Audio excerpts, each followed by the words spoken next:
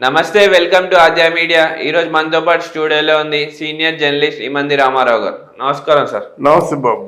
Sir, Jakkanna Rajamouli గారు ఇప్పుడు బన్నీ గారికి నేషనల్ అవార్డు వచ్చింది కదా సార్. ఎన్టీఆర్ కి అండ్ రామ్ చరణ్ కి రాలేదని ఫీల్ అవుతున్నారని వార్తలు వస్తున్నాయి. దాన్ని ఎంతవరకు నిజం ఉంది సార్? అంటే ఫీల్ అవ్వడం కాదు, కానీ ఆయనకు వచ్చిందా లేదా తీసి పక్కన పెట్టండి, వీళ్ళకి రాలేదనేటువంటి ఫీలింగ్ అయిపోయింది. ఇప్పుడు ఆయనకు వచ్చినందుకు ఆనందమే, ఎందుకంటే మన తెలుగు వాళ్ళలో ఎవరికి వచ్చినప్పుడు కూడా అది ఓ తెలుగు ప్రైడ్గా ఉంటుంది, తెలుగు వాళ్ళ తాలూకు ప్రతిష్టగా ఉంటుంది. కానీ ఇక్కడ రామ్ చరణ్కి ఎక్స్పెక్ట్ చేశాడు, రామ్ చరణ్కి రాకపోతే తారక్ వస్తుందని ఎక్స్పెక్ట్ చేశాడు. వాళ్ళిద్దరూ ప్రాణాలు పెట్టి యాక్ట్ చేశారు. అంత బాగా చేసిన తర్వాత ఆయన ఆర్గ్యుమెంట్ ఏంటంటే సినిమా బెస్ట్ సినిమాగా మీరు స్వీకరించారు, మరి వీళ్ళ బెస్ట్ పెర్ఫార్మెన్స్ కాకపోతే మీరు బెస్ట్ సినిమాగా ఎలా స్వీకరిస్తారు? అది ఆయన ఆర్గ్యుమెంట్ అన్నమాట. అది కరెక్టే, ఇది ఇప్పుడు కాదు, అంతకుముందు మేఘ సందేశానికి కూడా ఇలాగే జరిగింది. మొత్తం 8 అవార్డులు ఇచ్చారు, నేషనల్ అవార్డు, కానీ డైరెక్టర్కి ఏమో అవార్డు ఇవ్వలేదు. అలాగే అట్లాంటివి ఎలా జరుగుతాయి? మరి దీనికి ఉన్నటువంటి కొలమానాలు ప్రామాణికతలు ఏమిటో మనకు తెలియదు, కానీ అది కొంచెం అస్పష్టమైనటువంటి మార్గంలాగే కనిపిస్తుంది. ఇప్పుడు సినిమా బాగుంది అంటున్నారట, సినిమా బాగుంది, చక్కని కుటుంబం, మంచి కుటుంబం, ఆదర్శవంతమైన కుటుంబం అని చెప్పినప్పుడు, అంతేగాని అందులో ఆ నాన్న మాత్రం తాగేస్తారండి. అంటే ఎలాగవుతుంది? ఆ నాన్న మంచోళ్ళు అయితే మిగతా వాళ్ళందరూ మంచోళ్ళు అవుతారు. కుటుంబం అంటే వాళ్ళ నాన్న చక్కని కుటుంబం అంటే మెయిన్గా పెద్ద కొడుకు మంచోడు కాదండి అంటే అప్పుడు అనొద్దు, చక్కని కుటుంబం అనొద్దు, ఆదర్శవంతమైన కుటుంబం అని కూడా అనొద్దు. మీరు ఆదర్శవంతమైన కుటుంబం అని చెప్పారు ఇక్కడ, ఎందుకంటే ఆ కుటుంబం చాలా గొప్ప కుటుంబం అని ఎంపిక చేసి మీరు చెప్పిన తర్వాత ఈ రోజుల్లో నటుల్లో 2 నటులు పనికిరాని నటులు అని మీ అంతలో మీరే ఒప్పుకోవడం అది కొంచెం బాధాకరమైన విషయమే. ఎవరు మన జక్కన్నకి బాధ అయినా అవ్వకపోయినా మనం బాధపడాలన్నమాట. అయితే జక్కన్న కూడా మంచి మేధావి కనుక సున్నితంగా దాన్ని తెలియజెప్పాడన్నమాట. నిజమే కదా. ఇప్పుడు యాక్చువల్గా రామ్ చరణ్కి అవార్డు వస్తుంది అనుకున్నారు, నేను కూడా రామ్ చరణ్కి అవార్డు వస్తుందని అనుకున్నాను. అంటే దాని doesn't mean to criticise Bunny. అంటే బన్నీ ఆయన స్టేటస్ వేరు, ఆయన పద్ధతి వేరు. మరి జ్యూరీ ఏ విధమైనటువంటి క్యారెక్టర్లకి అవార్డు ఇస్తుందో మనకు తెలియదు. మొట్టమొదటిసారి కదా అవార్డు తీసుకోవడం.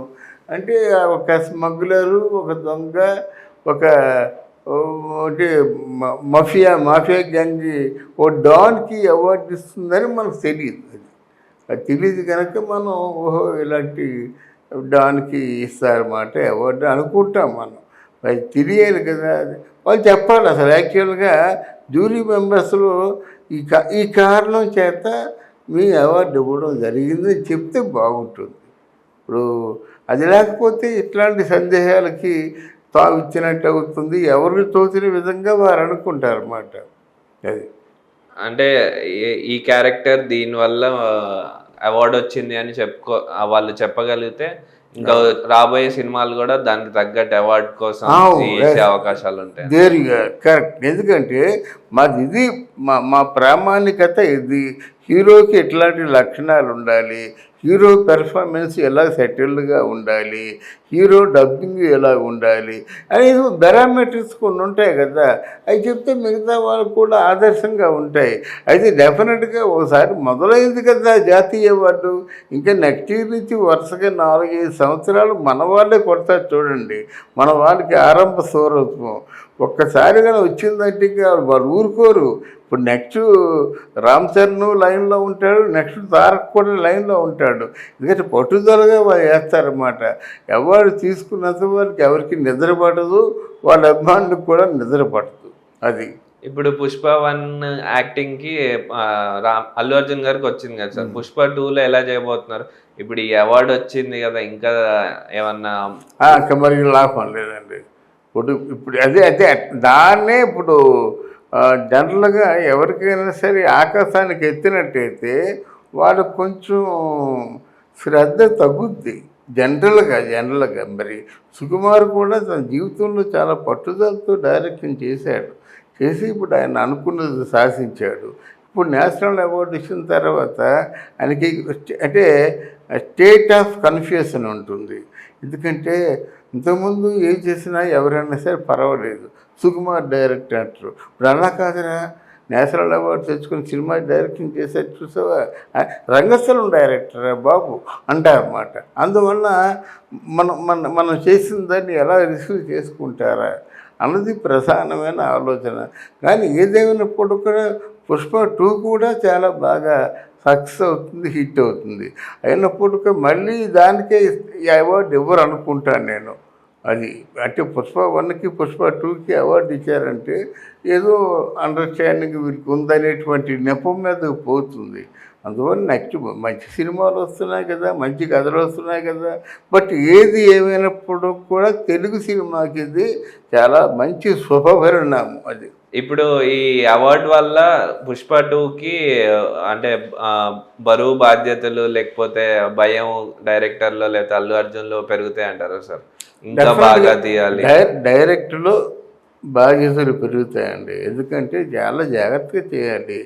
ఇప్పుడు అర్జున్ పట్ల కూడా ఒళ్ళు దగ్గరుంచుకొని చేస్తాడండి.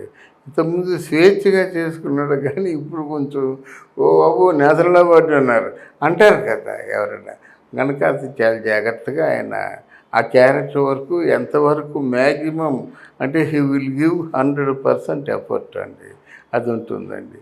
తర్వాత మ్యూజిక్కి కూడా అవార్డు వచ్చింది కనుక మ్యూజిక్ పరంగా ప్యారలల్గా అంటే పుష్ప 2లో ఉన్న మ్యూజిక్తో ప్యారలల్గా మ్యూజిక్ కొట్టాలండి, తప్పదు. లేకపోతే మరి తేలిపోయింది బాబు, ఫస్ట్ పార్ట్ బాగుంది కానీ సెకండ్ పార్ట్లో మ్యూజిక్ తేలిపోయింది అంటారు అన్నమాట. అదొకటి ఉంది. దాని తర్వాత ఏంటంటే మీకు సినిమాని తీయడం ఆ లొకేషన్స్ అంతకుముందు ఎంత టిపికల్, ఎంత కాంప్లికేటెడ్ లొకేషన్లో షూట్ చేశారో అంత కాంప్లికేటెడ్ లొకేషన్లో అంత న్యాచురల్గా తీస్తే కానీ మళ్ళీ ఈ సినిమా అంటే జనంలో అది ఉండదు. నా ఉద్దేశంలో ఇది కార్తికేయ 2 లాగా పుష్ప 2 కూడా చాలా రెవెన్యూ వసూలు చేస్తుందని నమ్మకం అన్నమాట. అవార్డు తీసి పక్కన పెట్టండి, అవార్డు మనం ఎక్స్పెక్ట్ చేయలేం, ఒకసారి వచ్చింది కదా అవార్డు. అందువల్ల రెవెన్యూ పరంగా మాత్రం సినిమా అదిరిపోతుందండి. చాలా మోస్ట్ కమర్షియల్ మూవీ అవుతుంది. ఓకే అండి, thank you thank you very much.